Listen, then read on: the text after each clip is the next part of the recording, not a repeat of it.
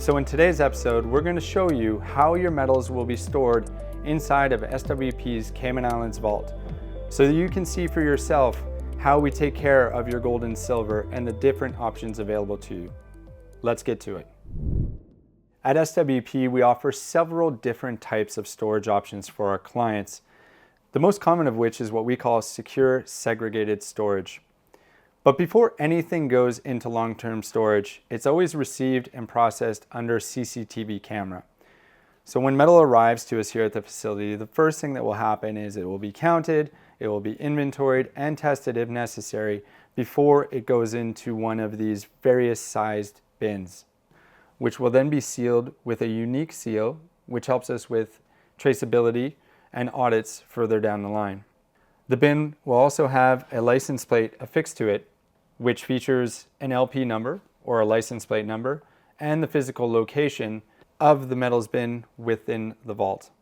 There, the metal will sit until the next deposit, withdrawal, or annual audit takes place.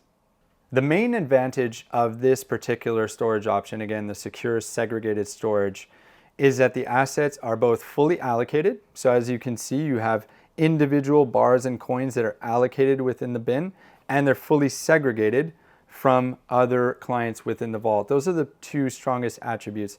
In terms of how the storage fees work, which is a common question from our clients, storage fees for this particular method are based on a percentage of the value of the metals within the bin, which will fluctuate over time.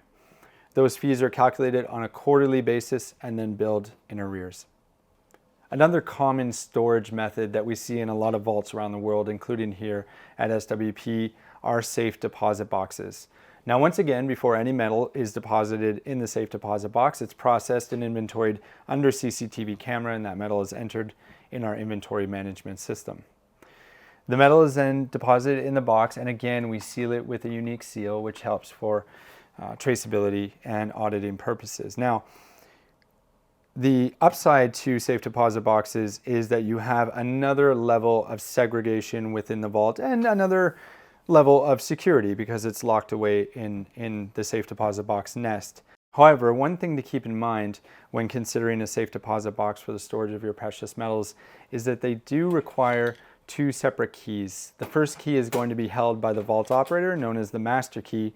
The second key is going to be held by the private client. So if you want to deposit or withdraw to your box, you're going to have to either come to the facility in person, or you're going to have to ship your key down to the facility and then have it shipped back to you at an added cost, something to keep in mind. Not quite as convenient as the secure segregated storage option that we saw earlier that only involves the seals and removes the keys from the equation.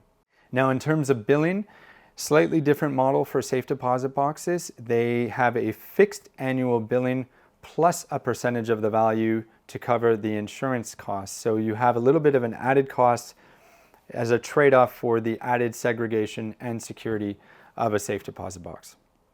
A slightly less common but available option for clients is to rent or buy a private safe. Now, this isn't for everyone. Generally, it's reserved for clients that are holding a large amount of precious metals, but it is something that we're happy to do when asked. So a private safe obviously offers additional security even within the vault. And of course, again, we talked about segregation. It's fully segregated from other clients' assets, but it comes with a little bit of a complication.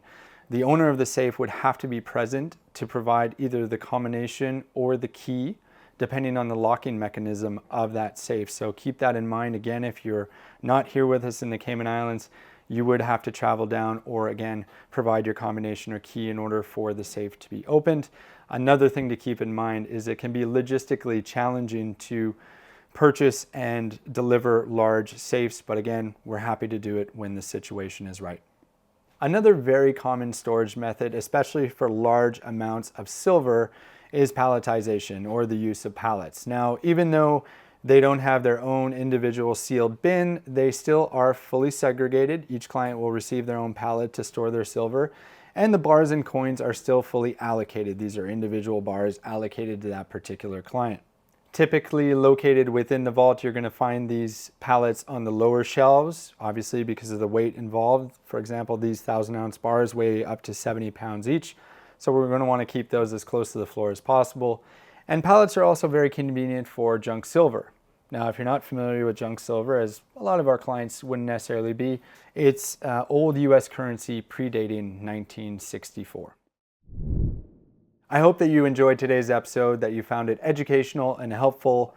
We are always here to answer your questions as they relate to buying precious metals or storing precious metals. And I look forward to seeing you for the next episode of Inside the Vault.